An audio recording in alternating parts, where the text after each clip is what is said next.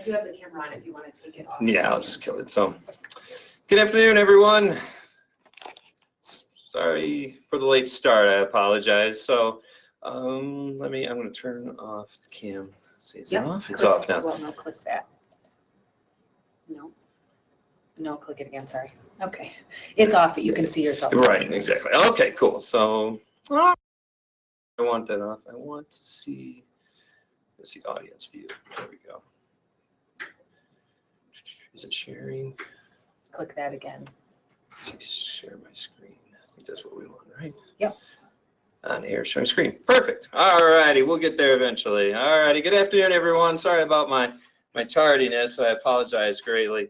My name is Dave Wolfong. I work here at Washtenaw Community College as a career advisor in our career transitions office. We used to be called Career Services up until about 2-3 weeks ago. We changed branding into now we're called Career Transitions. And what we do in Career Transitions, our mission is to assist the students and alumni of the college in finding employment. We do that in a lot of different ways. And one thing that we really focus in on is assisting students and alumni of the college in having a great resume. One of the most powerful tools you'll have in your job-seeking tool belt is having a great resume.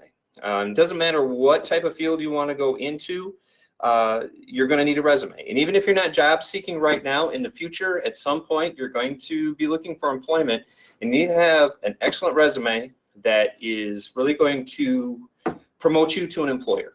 And that's really what a resume is designed to do, is to kind of market yourself to an employer. So that's what we're going to be talking about today in the presentation, is how to develop an excellent resume, a nice professional resume, okay? So if anybody has any questions as we kind of work our way through, put them in the chat box, and I'll answer questions as we go through.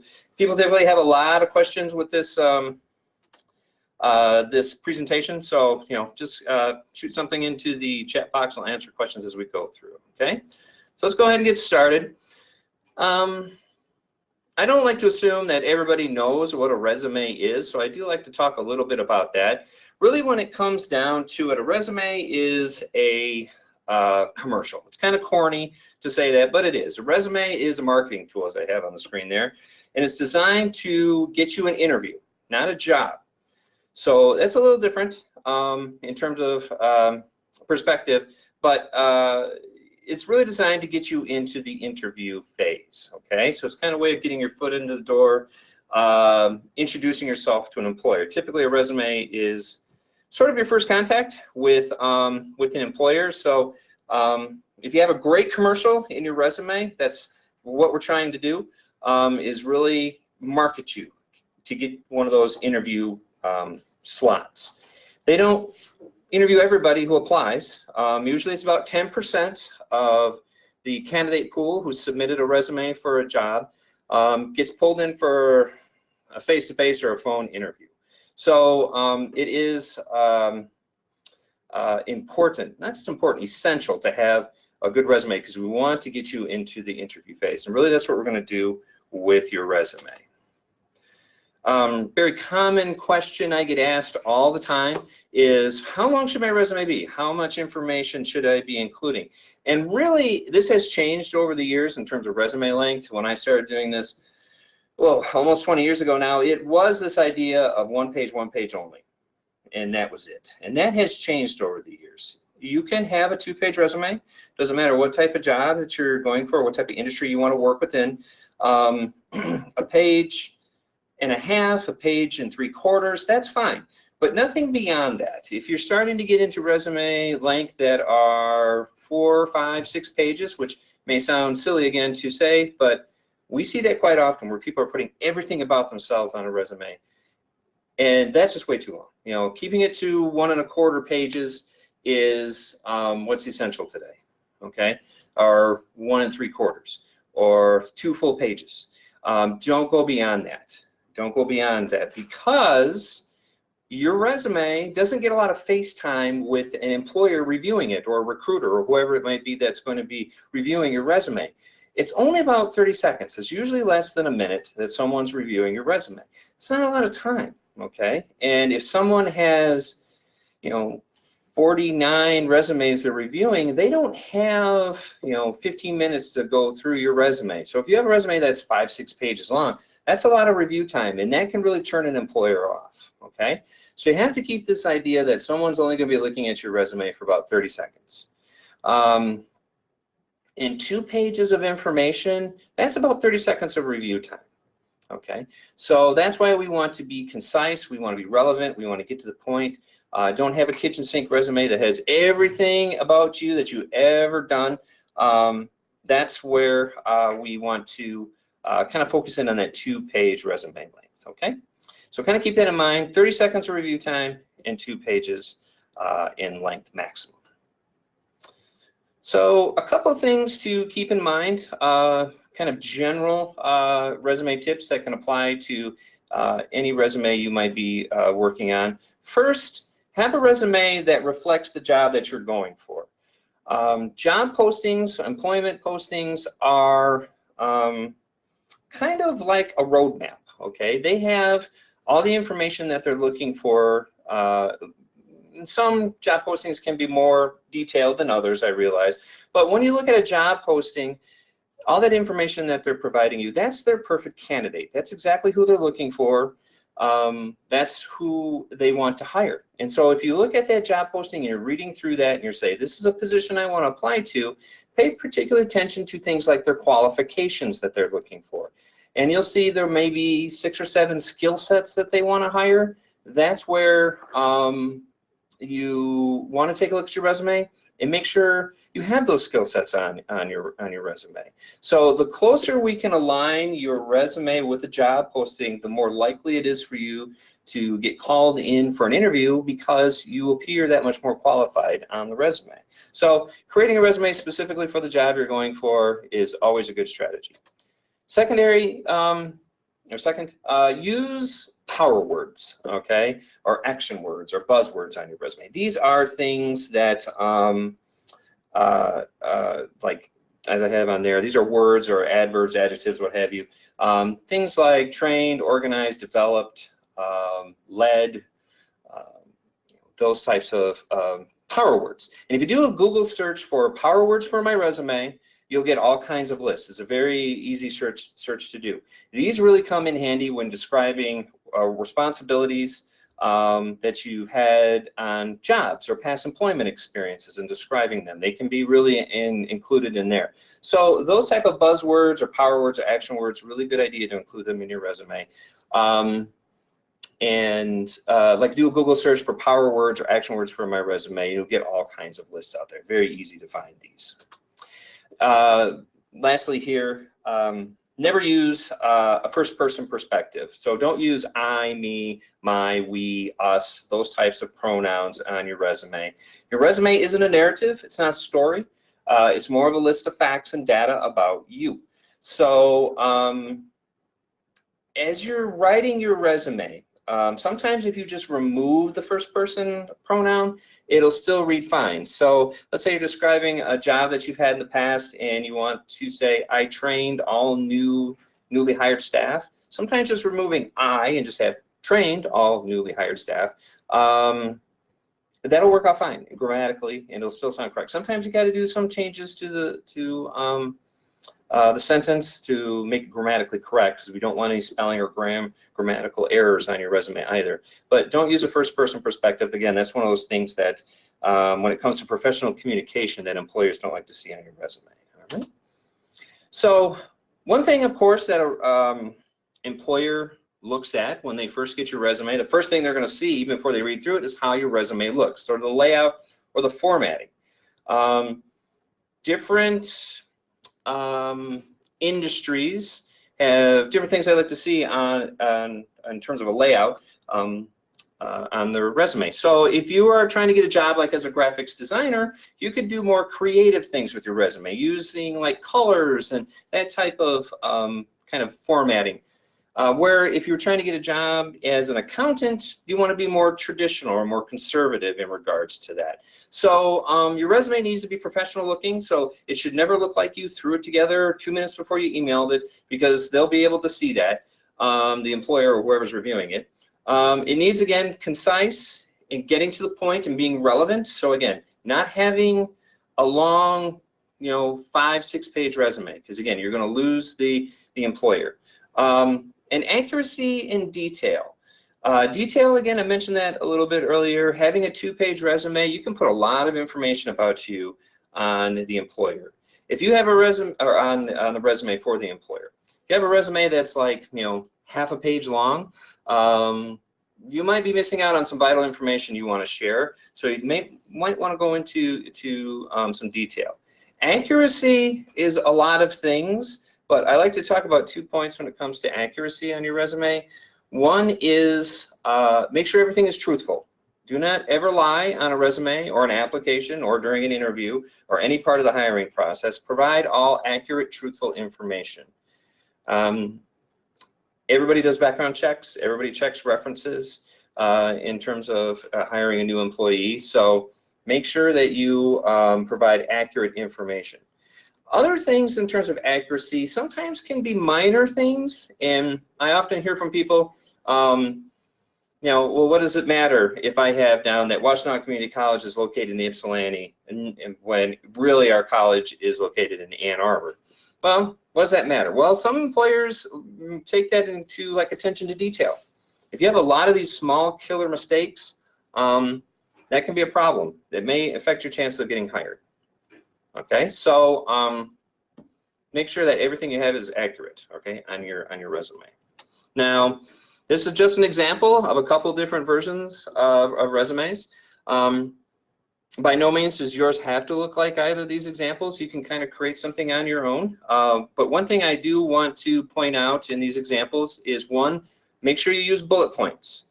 Employers like bullet points, makes it easier to read, okay? And remember, we've got that 30-second time limit in our heads of review time.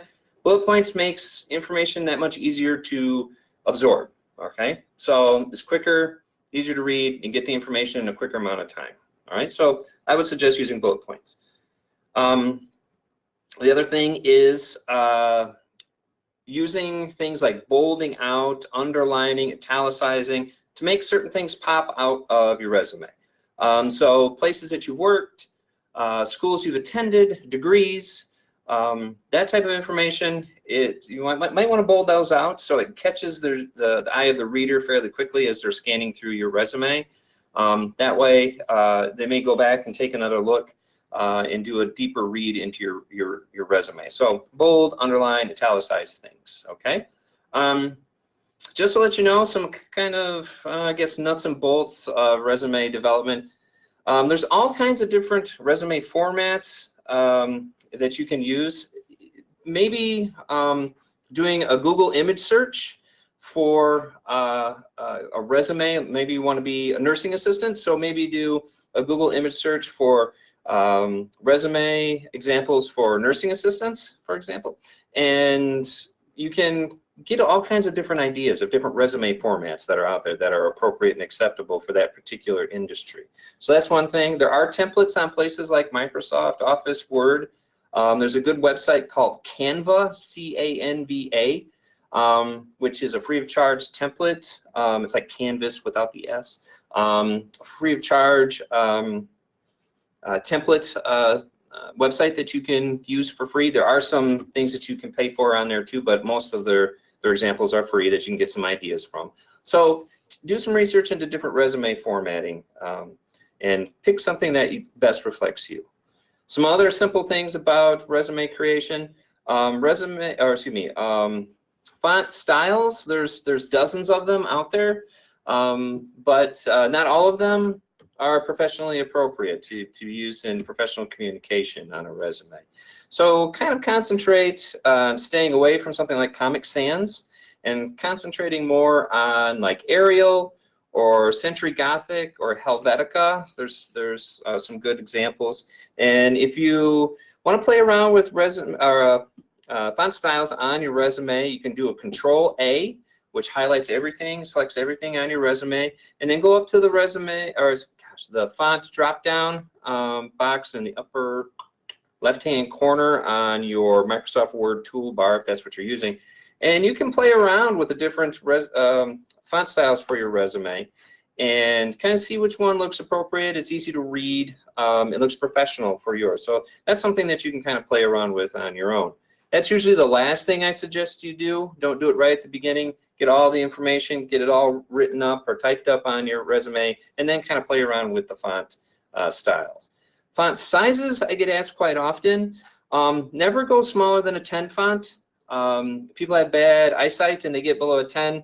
It can be hard to read. And we don't want you to be put into the no pile because your font size is too small.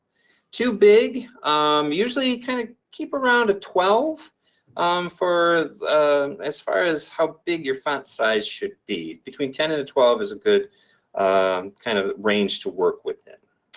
Okay, so just some kind of nut and bolt things about resume development I wanted to share with you there in terms of creating that resume. So now we're going to get into the specific parts of your resume and the specific sections and the information you need to provide in each of these sections. And of course, the first thing you need to have kind of at the top or right at the beginning of your resume is your contact information. Now, it may seem silly to point these things out, but we do see a lot of resumes that don't have things like their name, contact information like an email address or phone number. So these are all pieces of information we want right at the beginning, right at the top of your resume. Okay, so your name, mailing address. You can use an email address that is personal, like your Gmail if you wish, or you can use your WCC email. If you use a personal email address, make sure it's professional. You know, it's nothing funny or inappropriate as an email address. So, you know, we usually suggest if you're a current student to use your WCC email. Your WCC email stays active for 2 years after graduation or 2 years after you've taken classes here. Some people don't realize that. So it'll stay active for a couple of years after you've taken classes here. So you can use your WCC email. And then phone number, landline, if you still have a landline, so you can put your home phone number and your cell phone.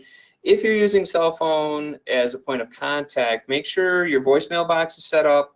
It is not full, which can happen quickly, and you have a professional voicemail message. I work with recruiters who will say, you know, if I try to call somebody and their voicemail box isn't set up or it's full, I won't call them back. So we don't want you to miss out on an opportunity because your voicemail box isn't set up, all right? So, yeah, so contact information right at the top of your resume. Now, if you're currently taking classes at WCC or any college or university, we do suggest having your education section right after your contact information. So you start with your current educational institution, and that would be Washtenaw Community College in this case, and work your way backwards in time, omitting high school. At this point, most employers aren't looking for high school information on a resume. They may ask for it on an application. But on your resume, it does not need to be included, okay? So what information to include is the name of the school and its location. Just city and state is fine. So you'd have Washtenaw Community College, Ann Arbor, Michigan. Could be Western Michigan University, Kalamazoo, Michigan. So have the name of the school and its location. Dates of attendance, you want to include that. So the semester and year you started to present if you're currently taking classes, or semester and year you started and semester and year you graduated or stopped taking classes. Next, what is the degree or certificate that you're currently pursuing? And so, you know, what you're pursuing here at WCC. So you kind of check out your transcripts. See which degree or certificate you're pursuing in particular. You know, are you going for a certificate? Are you going for an advanced certificate, an Associates of Arts, Associates of Science, Associates of Applied Science? We do not offer bachelor's degrees at Washtenaw Community College. Every once in a while, we'll see somebody who has a bachelor's degree listed from here, and that's not correct. So again, it's attention to detail. And so if you're trying to get a job in culinary arts, you want to have down that you're pursuing degree or certificate in that particular field. So what degree or certificate are you pursuing?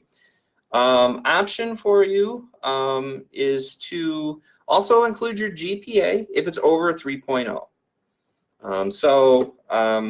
Make sure you can check your transcripts. If you have a GPA above a 3.0, I would highly suggest including it. So you can do a double check on your transcripts on your MyWCC for your current GPA. And then also listing 3 to 5 classes that you've taken in your particular field of interest. Not so much your general education classes, but is it your field, your core classes, your major, that's the word I was looking for, your major classes that you've taken. So if you're trying to get a position in welding, you'd want to list like welding classes. Using the titles, not like, WAF 101, they're not going to know what that means. It should be the actual titles of the classes, okay? 5, like I said, 3 to 5 is a good kind of rule of thumb for the number of classes to list, the titles of the classes that you've taken in your particular program. And this here, it'll come up, there we go. This is just a quick example. This is for, let's say you were trying to get a position in radiography as a rad tech and you were going through a radiography program. This is what it could reflect, the degree, your GPA, and some of the classes that you've taken in the actual program itself. Okay. Now, next section, and this is something a lot of people don't include on the resumes, and they forget to. Most people that we talk to, what needs to go on a resume, they think contact information, education, and employment. That's it. But there's other things that we can include. That's why we're talking to you today. So skills is another section. These are basically your qualifications, your abilities, the things that you can do. Your skills come from every part of your life. They come from classroom experience, work experience, and maybe things that you've taught yourself. We'll talk a little bit about the different types of skills that you may want to include on your resume. First type is what are kind of broadly called technical skills. And those are skills that reflect the type of job or industry you want to work within. So if you want to be a welder, you'd have welding skills listed. If you want to be a nurse, you'd have nursing skills. Culinary skills, you'd have listed if you're trying to get into the culinary arts field. So these are skills that you've typically learned in a classroom or on the job that you can put on your resume. This is also where you want to pay very close attention to the job posting. What are they looking for in terms of a skill set? And that's where you want to include those skills in this particular, for that particular job. All right. Another type of skill, and you'll see this a lot lately in the last couple of years, are what are called soft skills or interpersonal skills. These are things like ability to work in a team-oriented environment, have excellent communication skills, reliable and dependable, has a positive attitude. These are skill sets, believe it or not, that employers find very valuable. Not everybody has the ability to work in a team setting. So, and you'll see these skills listed on a job posting. Proper or qualified candidate must be able to work in a fast-paced, team-oriented environment. And that's what they're looking for. So you want to reflect that on your resume by adding those types of skills to this skill section. So technical skills and then soft skills are two kind of major skill set areas. Another is if you speak a foreign language. If you're bi or multilingual, and it could be something your native tongue, maybe you're from Portugal originally, and so you're fluent in Portuguese, or it could be something you learned in a class, or something maybe that you taught yourself using like the Rosetta Stone software, excuse me. But language skills are important to an employer, and if you are bi or multilingual, you can include those on your resume as well. So definitely include your language skills if you have them. Now, how many to list? 10 at a minimum, 15 at a max. So 12 to 15 different skills is good to shoot for. You may be thinking that's a lot, and it really isn't. Because you all have that number of skills listening to me right now. You're just not thinking about them. And so this is where you want to do a little bit of self-reflection. Think about what are the things that I can do? What are the things that I'm good at?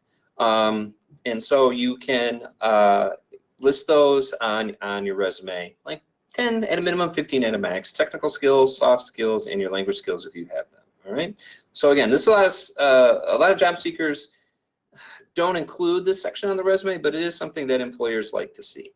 Next should be your work history, employment experience. It's called different things. But this is where you're going to talk about what you've done for work recently, and I'll talk about what recently means here in a few moments.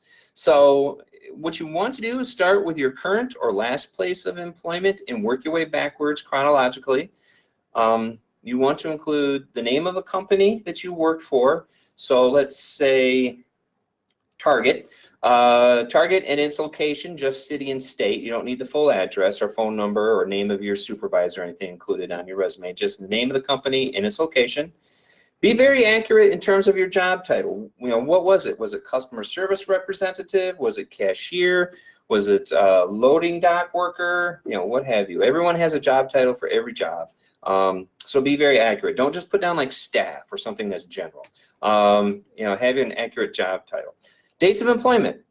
Always use month and year. I see a lot of job seekers will just put year and year, and employers appreciate the kind of extra level of detail for month and year to month and year, okay, or month and year to present for your current job.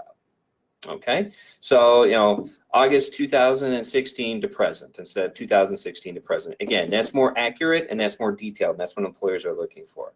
Now, what did you do on the job? What did you do? What was your responsibilities? What were your duties that you did on every shift or every day?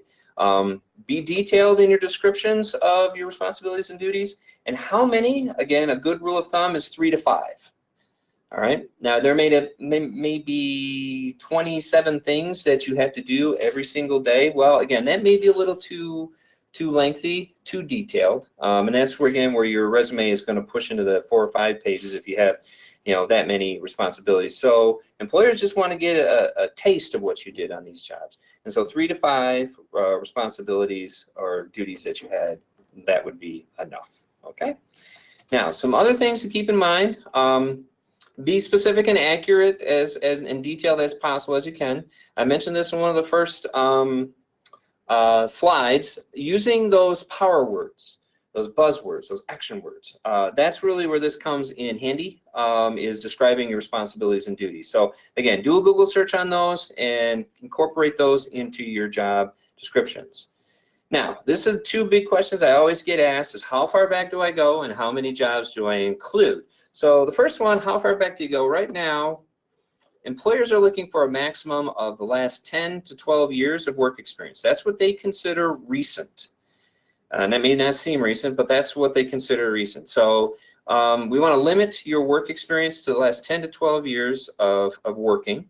Now, in that time frame, maybe you've only had 1 job, or maybe you've only been in the, you know, working for maybe the last couple of years. That's okay. But somebody like myself who started working, you know, in the late 80s, if I had every job listed, you know, that everything I've ever done, that's where I get into these resumes that are going to be 6 or 7 pages long. Okay, so again, we want to, at least to a certain extent, minimize the amount of information we're supplying the employer. So that's why they're only looking for the last 10 to 12 years. And then within that window, the last 3 to 4 jobs that you've had. Okay, so 10 to 12 years maximum. 3 to 4 jobs within that time frame. If you've had 1 job in that time frame, that's fine. But if you think about it, maybe you worked a lot of part-time positions, and somebody could work temporary or seasonal positions. In 10 years, they could have like 17 jobs. And I've seen it in the past. And again, that's way too many. That's why we want to limit it to 3 to 4 jobs that you've had in the last 10 to 12 years. Okay. And this is just a little example.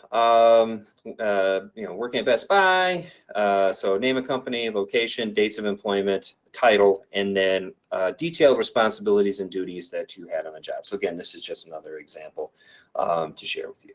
All right. Now, there are some additional things that are appropriate to include on a resume. I want to talk about them now, and I just noticed on my example, I didn't put the Humane Society, I put Human Society, so I apologize for that. It's supposed to say Humane Society. But anyways, volunteerism is something that employers like to see. They like to see that you've given your time back to your community, if it's through a school volunteers, healthcare volunteer, nonprofit, or even a religious organization that you volunteer through. You can include that on your resume. It doesn't go with employment because this is a different thing. It's volunteerism or volunteer experience as a section heading.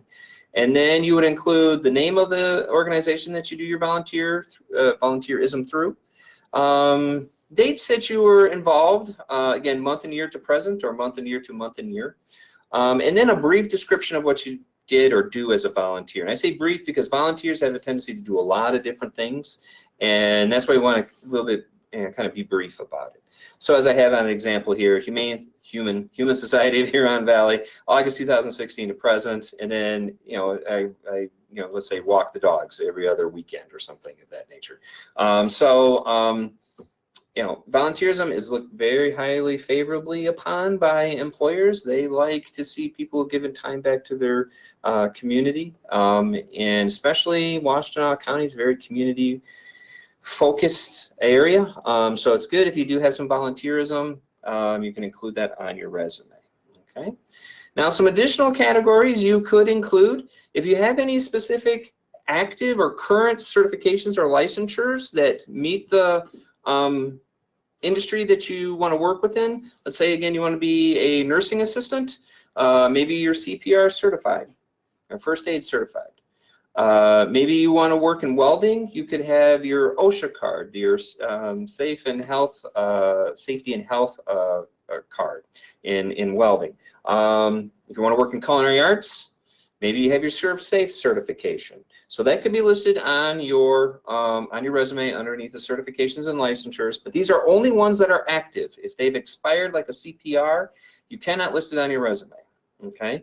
CPR, first aid, that type of certification is only active for 2 years. So if it's expired, you can't put it on your resume until you update it, because that is it's a liability issue if you put it on your resume and it is not active, because they may hire you based off the fact that you have this current certification and it's out of date and it becomes a real problem. So only certifications and licensures can be listed that are active. If you belong to any professional groups or even student groups, for example, if you are in our nursing program or going into our nursing program, we have a very strong student nursing group that a lot of our student nurses join. But it could also be something that's like a national group or a state level group or a regional or even a county level group. So again, using our nursing example, if you're going to go into nursing, you could have your you could join the American Nursing Association. I think it's the Nursing Association of America. It's one of those two. You can have that listed on your resume. Maybe you join the Michigan Nursing Association. So these are professional groups that you belong to, or student level groups even, including our Phi Theta Kappa, PTK, here on campus, which is our academic fraternity. So if you have a strong GPA, you'll get an invite from the college to join Phi Theta Kappa, PTK, and that looks good on a resume. So you can include that on your resume, because that's really impressive to employers. So those type of professional or even student groups that you belong to can be listed. Any types of awards or honors that you've received. So recognitions, things like, let's say Best Buy in the last example. Let's say you were Employee of the Month at Best Buy for the last 6 months. You could list that on your resume underneath an awards and honors section. Dean's List here at the college. Scholarships that you received, again, here at WCC or any college. So employers like to see that someone has either been an exemplary student or an exemplary employee and have been recognized for that with these awards and honors. So you can include that, those types of things, those recognitions under your awards and honors section on your resume. Okay. And if you are a veteran, if we have any veterans in the audience, thank you for your service. But also, employers love to hire individuals who have military experience. Vets get some great skill sets that are lifelong lasting from their experience in the service. So you may, if you're a veteran, think about including a section on your resume called military experience. Some veterans do put this in with their employment history because it was their job for 4 or 5 years, but really employers like to see it differentiated in their own section on the resume called military experience. And so employers love to hire vets. A lot of employers have military or veteran hiring programs to kind of increase the number of veterans that are in their staff pool. So it may be something to think about, is including a military experience section on your resume if you are a veteran. So again, these are some additional categories that not everybody is going to have, just like volunteerism, but I like to kind of point them out, that these are totally appropriate pieces of information to include on your resume. All right. So one thing that I get a lot of questions about and I like to talk about is references. What a reference is somebody who in a professional relationship knows you fairly well and can say nice things about you, really, when it comes right down to it. So professional references are not just employers. I think when I talk with job seekers, they hear reference, they think employer. And yes, that is just one type of professional reference. There are so many other people in your life that could be included in references. And they include teachers or faculty, both here at our other schools. If you volunteer anywhere, like a volunteer coordinator, a coach, and I don't mean just an athletics coach, but like a life coach or a mentor, someone from your religious affiliation or religious organization. There's so many different people in your life that you may not have considered that you have a professional relationship with that can be good references.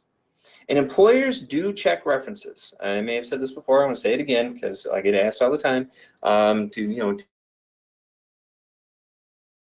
They will follow up with your references. They do want to talk to people who know you and in a professional setting and can say nice things about you.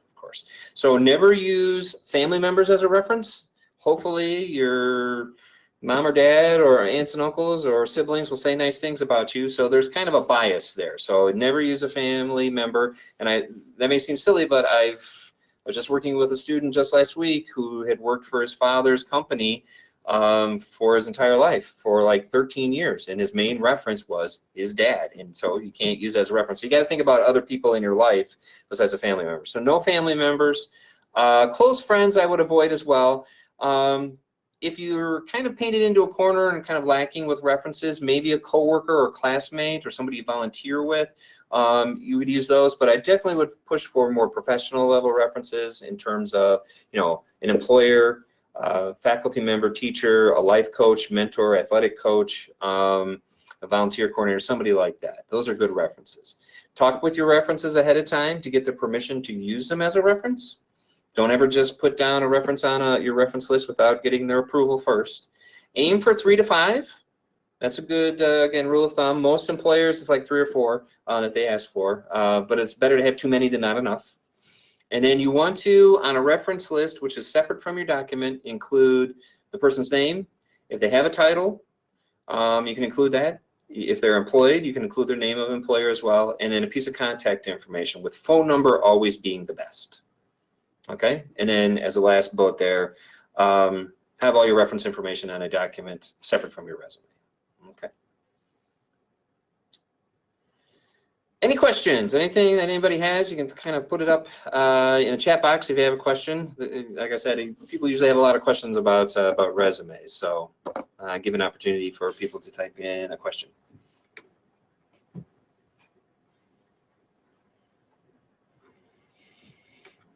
Anybody? Anybody? Sometimes they take a while. That's okay.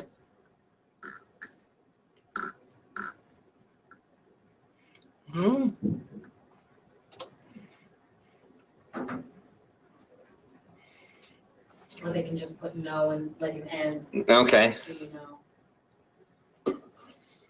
No questions? No, Alex. Okay, thank you.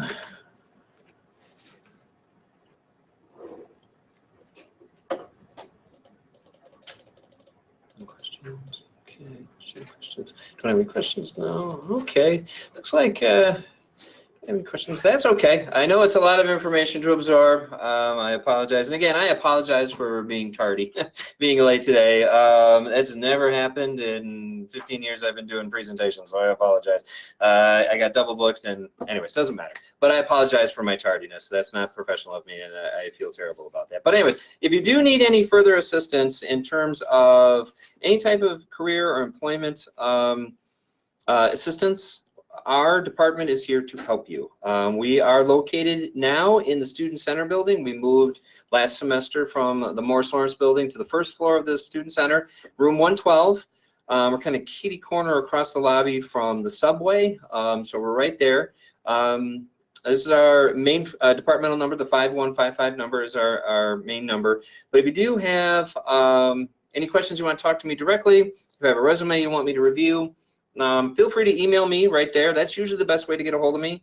I do return student emails within 24 hours, and that includes evenings and weekends. I'm always accessible that way. So I try to get back to students as quickly as possible. So if you do need any assistance at all, keep us in mind as a resource here on campus. And again, if you want to talk to me directly, make an appointment or just talk via email. I know people have very busy schedules. You can reach out to me via email. That's, again, my best point of contact. Okay. Otherwise, I thank you for having me come in. Again, I greatly apologize for my little tardiness there at the beginning. That's, again, I apologize. But anyways, I thank you for having me in today. And everyone have a great day. Okay. Thank you. Can you talk to them? Yeah. Okay. Yeah. All right. I'm so sorry. I'm so sorry. I feel horrible. Don't you even- I was just leaving my secretary was like, we're trying to get a hold of you. I was like, oh no. And then, so It was I perfect. apologize. So thank you. I'll Have a talk great to you day. soon. All right, everybody, let's see here. So a few reminders. At this point, you should be completed. Unit 6, Module 1 should completely be completed now. By tonight at 11:59 p.m., Unit 6, Module 2, Part 1 is due, where you're watching the resume video and completing Journal 6. So if you are missing any of those assignments up through Unit 6 about Module 2, you really want to make sure that you're getting that in. We are almost done. We only have a few weeks left. There's only 7 units, so please keep up the good work. Get those assignments turned in because I wouldn't want to see you fall behind at this point. So are there any questions about what we covered today or any questions about the assignments that are upcoming or anything that's going on with the class? If you have any questions, go ahead and type them in the chat box. If not, feel free to type another N for no so that I know there are no further questions.